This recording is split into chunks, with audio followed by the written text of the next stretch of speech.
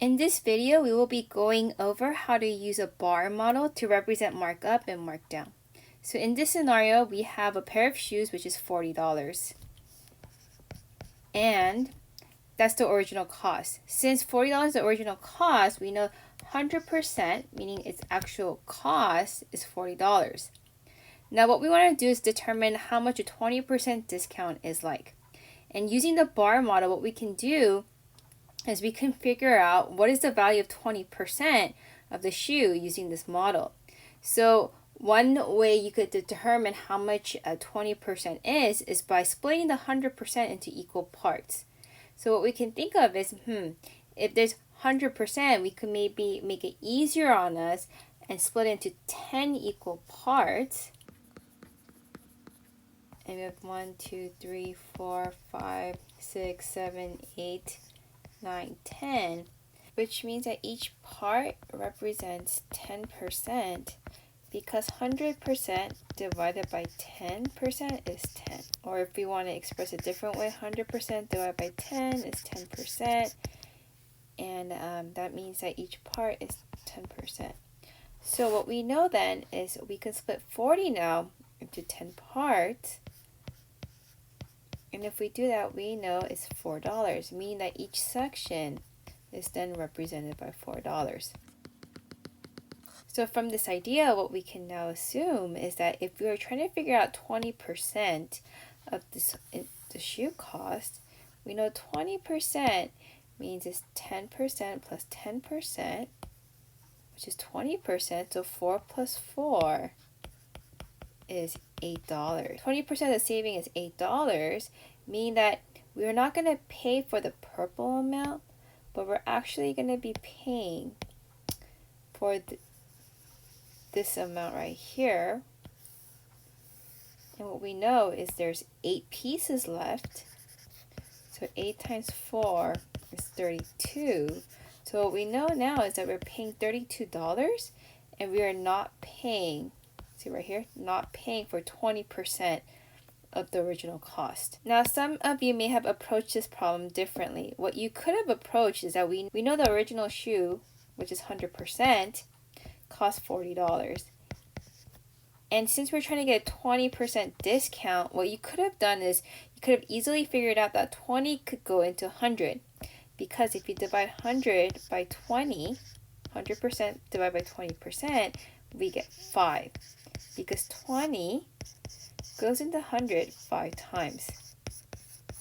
If we split the bar model into 5 parts, we know each bar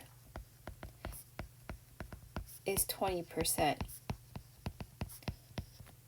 And because we split the bar model by 5, what we can do is we can now split 40 by 5 and we get $8 for each box. We know that we're going to save 20%, which is right here. So we're going to save $8 and we're only going to pay 80% of the original cost. Meaning that we're going to save the 20%. What we're left with is 40 minus the $8, which is 32. Notice the bar model helps you visualize how much you're actually saving and how much you're spending.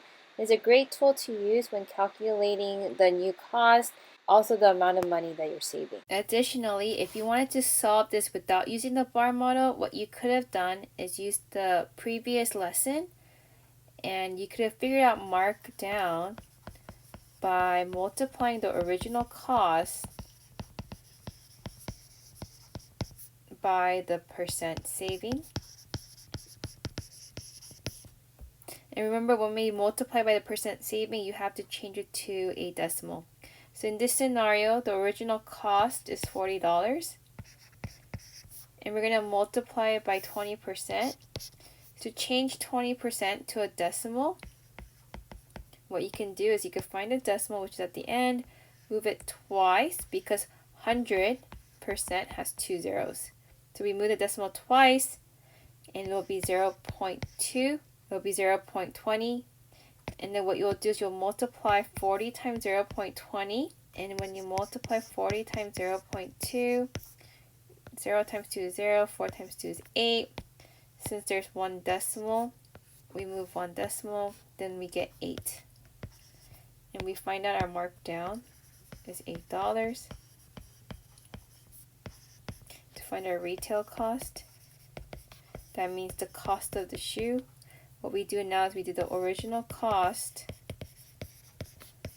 minus the markdown.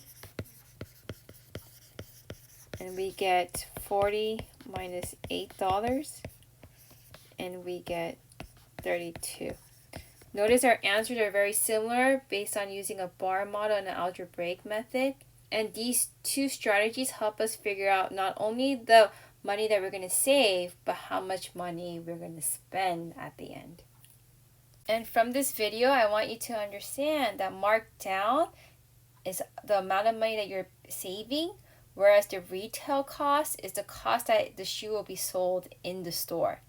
So there's a difference between markdown versus the retail cost.